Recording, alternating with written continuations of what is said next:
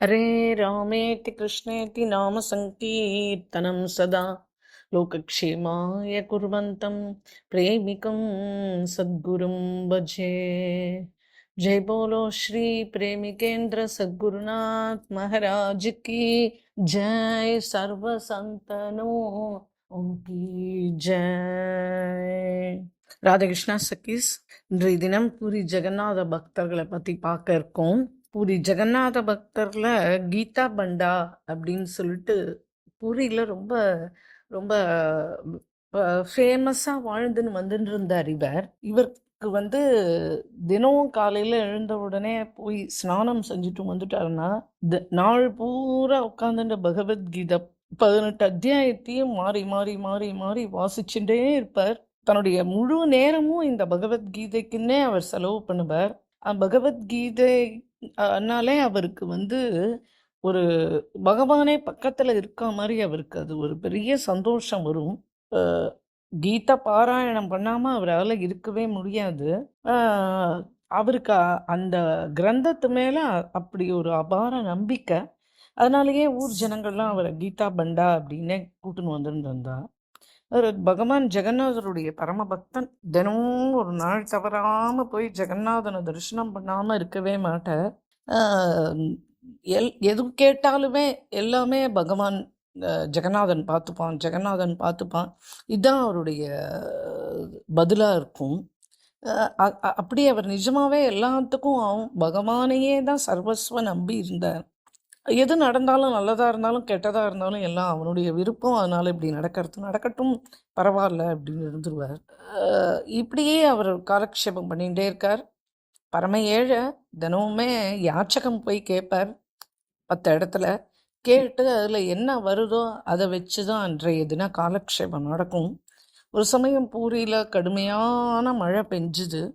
அதனால் வெளியிலேயே தலை காட்ட முடியல, அந்த அளவுக்கு மழை. என்ன மனைவி கொஞ்சம் நஞ்சம் சேர்த்து வச்சுருந்தாலோ அந்த தானியங்கள்லாம் கொஞ்சம் கொஞ்சமாக எல்லாமே தீர்ந்து போயிடுது. அதுக்கப்புறம் பட்னி கிடக்கிற அளவுக்கு ஆயிடுத்து குடும்பம். ஆனால் கீதா பண்டா இதை பற்றிலாம் கவலையே படலை. அவர் ரொம்ப இன்னும் முன்ன இருந்த விட இந்த ஒரு வாரம் ரொம்ப சந்தோஷமாக இருக்கார். காரணம் என்ன அப்படின்னு கேட்டால், போய் யாச்சகம் கேட்கறதுக்கு போகிற அத்தனை நேரம் எனக்கு கீதை பாராயணம் போயிடுமே, கீதையை பிரிஞ்சு இருக்கணுமே. அதனால் ரொம்ப நன்னா பகவான் வந்து இந்த ஒரு வாரமாக எனக்கு கீதையோடையே நேரம் பூரா கழிக்கிற மாதிரி இப்படி மழையினால் வெளியே போக முடியாத ஆனது எனக்கு ரொம்ப சந்தோஷமாக இருக்குது. இன்னும் கொஞ்சம் கூட நேரம் கிடச்சிதே எனக்கு கீதை பாராயணம் பண்ணுறதுக்கு அப்படின்னு ரொம்ப சந்தோஷமாக இருக்க. அவருடைய மனைவியா அவளுக்கு இவர் மேலே கோபமாக வருது. நீங்களோ எதுவும் சம்பாதிக்க லாய்க்கில்ல, எங்கேயோ வெளியில் போய் 4 காசு பிச்சை எடுத்தணும், இல்லை 4 தானியத்தை வாங்கின்னு வந்தேன்னா தான் இந்த குடும்பம் பிழைக்கும். நம்மளுக்கும் 3 குழந்தைகள் இருக்கா. இப்படி நம்ம 5 பிராணிகள் பிழைக்கணும் ஒரு தினமும். நீங்கள் வெளியே போய் ஏதாவது நீங்கள் கொண்டு வந்தால் தானே ஒருவேளை ஆகாரமாவது நான் அவளுக்கு பண்ணி போட முடியும். இப்படியே ஒரு வாரமாக பட்னி ஆயிடுத்து. இனிமேல் இதுக்கு மேலே பட்னி கிடந்தா குழந்தைகள்லாம் அவ்வளோதான் பரலோகம் போய் சேர்ந்துருவா அப்படின்னு சொல்லிட்டு ரொம்ப வெய்யரா. இவருக்கான துளி கூட கவலையே இல்லை. அவர் சொன்னார், அனன்யா சிந்தயந்தோ மாம் ஏஜனா பிரியவாசதே தேஷாம் நித்தாபியுக்தானாம் யோகக்ஷேமம் வகாமியம். அதனால யார் வந்து என்ன பிரத்யேக பக்தியோட என்னுடைய பூஜித ரூபத்தை தியானிக்கிறாளோ அவளோட யோகக்ஷேமத்தை நானே நிர்வகிக்கிறேன் அப்படின்னு பகவான் சொல்லியிருக்காமா. அதனால எதுவும் நடக்காது, நீ நீ ஏதோ தப்பு கணக்கு போடாத அப்படின்னு சொன்னார்.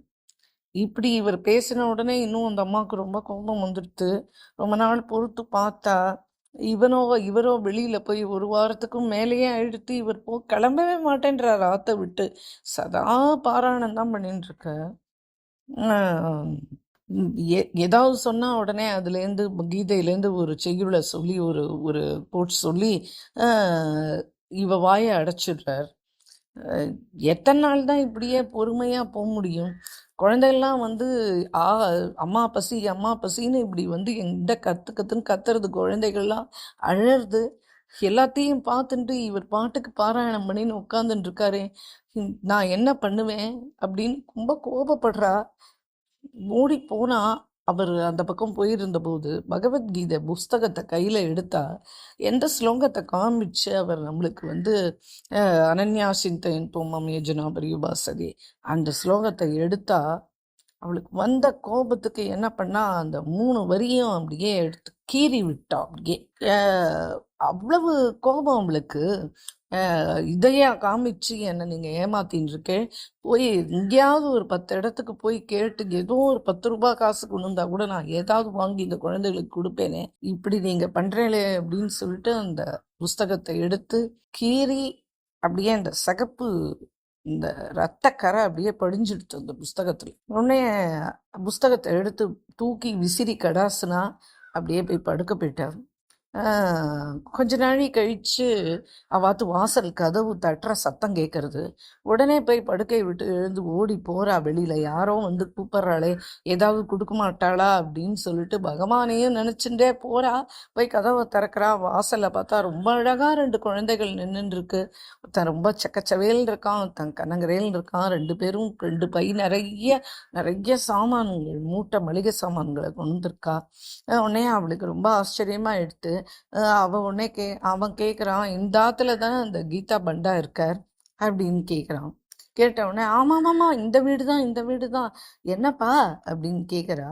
இல்லை இந்த பொருள்லாம் நீங்கள் எடுத்துக்கோங்க, இதை வந்து உங்கள் ஆத்துக்காரருடைய நண்பர் ஒருத்தர் கொடுத்து அனுப்பிச்சிருக்கார். அதனால் அவர் என்ன சொல்லி அனுப்பிச்சாருன்னா, இவர் வருவார்னு எதிர்பார்த்து எடுத்து வச்சாராம். இவர் வரவே இல்லை, அதனால் கொடுத்து அனுப்பிச்சிருக்கார்.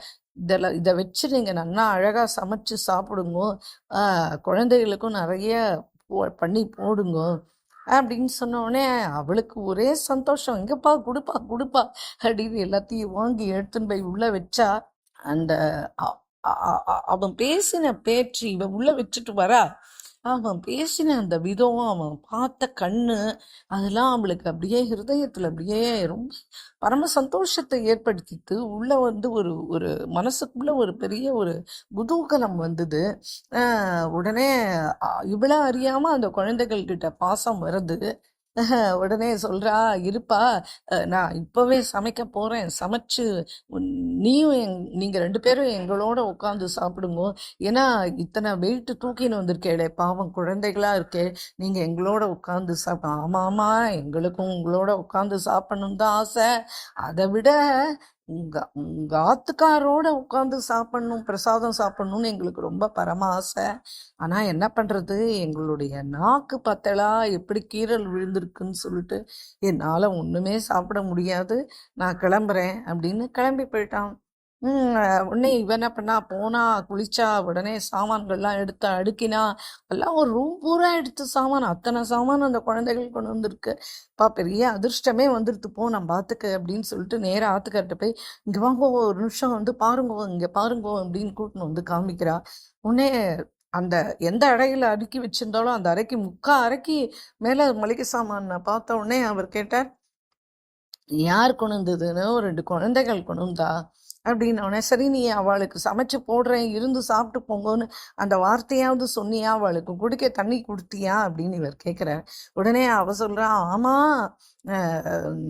எனக்கு எவ்வளோ மனசு சந்தோஷமாயிடுத்து, இருங்கோ நான் சமைச்சிடுவேன்ப்பா, இப்போவே நம்ம எல்லாரும் சேர்ந்து சாப்பிடலான்னு அந்த குழந்தைகளுக்கு நான் சொன்னேனே. ஆனால் அவள் வந்து என்ன சொல்லிட்டா, இல்லை எங்களாலலாம் காத்துன்னு இருக்க முடியாது, நாங்கள் போயிட்டு வரோம் அப்படின்னு சொன்னிட்டு, அந்த கருப்பாக ஒரு பையன் இருந்தான்னு சொன்னேன் இல்லையா, அவன் வந்து அவன் வாயை திறந்து காமிச்சான். அவனுடைய உதட்டுலேயும் நாக்குலேயும் 3 இடத்துல பெரிய கீரல் விழுந்து கிடக்கு. என்னாலெல்லாம் சாப்பிட முடியாதுமா, எனக்கு ரொம்ப வாயில் புண் இருக்கு, என்னால் முடியாது அப்படின்னு சொல்லிட்டு போயிட்டான். கேட்ட உடனே அவருக்கு தூக்கி வாரி போட்டது, கண்ணில் தாரதாரியா தண்ணி வந்தது. ஓடினார், அந்த கீதாவை புஸ்தகத்தை எடுத்தார், அந்த அனன்யா சிந்தையின் தோமாம் அந்த ஸ்லோகத்தினுடைய பக்கத்தை புரட்டினார். அந்த சிகப்பு கலர்ல அந்த கீரலை பார்த்தார். உடனே அவருக்கு புரிஞ்சிடுத்து வந்துட்டு போனது. சாக்ஷா ஜெகநாதனும் பலராமனும் தான் வந்துட்டு போயிருக்கான்றது புரிஞ்சிடுச்சு. உடனே தன் மனைவி கிட்ட எடுத்துட்டு போய் காமிச்சார். இதே மாதிரி இருந்ததா அப்படின்னு கேட்டார். உடனே அவளுக்கும் தூக்கி வாரி போட்டுது. உடனே அவ சொன்னா, இருங்கோ நான் கிடுகிடுன்னு சமைச்சு குழந்தைகளுக்கு போட்டுறேன், நம்ம 2 பேரும் வந்து சாப்பிட்டுக்கலாம், முதல்ல போய் ஜெகநாதனை பார்த்துட்டு வருவோம், என் மனசே சரியில்லை அப்படின்னு அவளுடைய காலில் விழுந்து அழுதா. என்ன பண்றது, குழந்தைகள் பசியால திண்டாடும் போது ஒரு தாயார் மனசு அப்படித்தானே இருக்கும். நீங்க என்ன மன்னிச்சிருங்கோ அப்படின்னு சமைச்சா. அந்த குழந்தைகளுக்கு எல்லாருக்கும் ஆகாரத்தை கொடுத்தா. நேரா கிளம்பி ஆத்துக்காரரோட கோயிலுக்கு, ஜெகநாதன் கோயிலுக்கு ஓட்டமும் நடையுமா போறா. போய் பார்த்தா ஜெகநாதனுடைய உதடு பூரா அப்படியே 3 கீறல் விழுந்து கிடக்கு. அவ புரிஞ்சு போயிடுத்து அவளுக்கு. உடனே நான் செஞ்சது ரொம்ப தப்பு, என்னை மன்னிச்சிருப்பா, என்னை மன்னிச்சிருப்பா, ஏதோ இல்லாமையினால நான் இப்படி பண்ணிட்டேன். அவர் மட்டும் இந்த பாராயணம் பண்றதுல எனக்கு என்ன மனசு கஷ்டமா? அது ஒண்ணும் இல்லையே. அவர் யாச்சகத்துக்கு போகாம இப்படி பொழுதுக்கும் இப்படி படிச்சுட்டு இருக்காரே, குழந்தைகள் பசியால வாடுறாளேன் அப்படின்னு எனக்கு வந்த கோபத்துல இந்த புஸ்தகத்தினால தானேன்னு நான் இப்படி பண்ணிட்டேன், என்னை மன்னிச்சுக்கோ அப்படின்னு விழுந்து கதறி கதறி அழுதா. உடனே பண்டா கூப்பிட்டார்.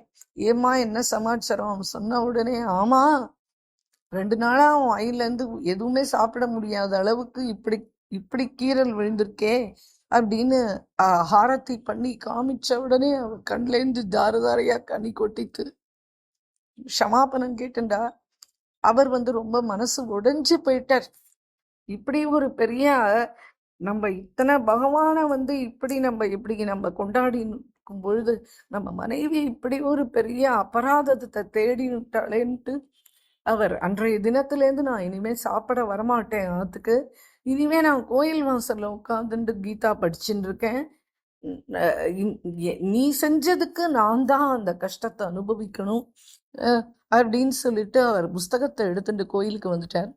அன்றைய தினம் இரவுல ராத்திரி சொப்பனத்துல பகவான் வந்தான். இல்லப்பா, எனக்கு எந்த கோபமும் இல்லை, நீ கிளம்பி ஆத்துக்கு போவ, ரொம்ப வருத்தப்படுறா, குழந்தைகள்லாம் ரொம்ப வருத்தமா இருக்கா, நீ இல்லாததுனால நீ திரும்பி உன்னுடைய இல்லத்துக்கு திரும்பி போயிட்டு வாப்பா, நீ எனக்கு ஒன்றும் இல்லை, எனக்கு எல்லாம் சரியாயிடுத்து, நீ மனசு வருத்தப்படாதே, நான் பிரதிதினம் இங்க கர்ப்ப கிரகத்துல இருந்தாலும் நீ உன்னுடைய கிரகத்துல உட்கார்ந்துட்டு நீ படிக்கிற கீதையை நான் கேட்டுட்டே தான் இருக்கேன், உன்னுடைய கீதா பட்டணம் எனக்கு சர்வ சாம்ராஜ்யத்தையும் கொடுத்த அளவுக்கு ஒரு சந்தோஷம்ப்பா. அதனால்தான் இன்றைய தினம் நானும் பலராமனுமா சேர்ந்துட்டு அத்தனை மளிகை சாமானையும் கொண்டு வந்தோம். அவன் மேல எந்த குத்தமும் இல்லை, நீ கவலைப்படாத, போயிட்டு வாப்பா, நாளைக்கு தினம் நீ தரிசனத்துக்கு வா, அப்போ என்னை பார்த்து நீ சந்தோஷப்படுவ அப்படின்னோடனே மறுநாள் காலையில எழுந்து குளிச்சுட்டு அவ 2 பேருமா கிளம்பி கோயிலுக்கு ஓடினா. பகவானை போய் பார்த்தா அந்த தழும்புகள்லாம் மறைஞ்சு இருந்தது. வேற பண்டா தான் இருந்தார். ஆனா இவ 2 பேரும் போன உடனே பகவான் மேலேருந்து அந்த வஸ்திரம், அந்த மாலை எல்லாத்தையும் எடுத்து இவ 2 பேருக்கும் போட்டு அவ அந்த பண்டா மூலமா ஆசீர்வாதத்தை பகவான் அவளுக்கு பகிர்ந்துட்டான். பகவான் இன்னைக்கும் பேசும் தெய்வமா விளங்குறான் ஜெகநாதத்துல. ஏன்னா காருண்ய மூர்த்தி, ஜகத்தினுடைய நாதன், தீனபந்து. அதனால அவருடைய காருண்யத்துக்கு நாம எல்லாரும் ஆளாகணும் அப்படின்னு பிரார்த்திச்சுக்கிறேன். மேற்கொண்டு இன்னொரு சரித்திரத்தையும் பார்ப்போம். அது சால்வேன்னு சொல்லிட்டு ஒரு பக்தர்,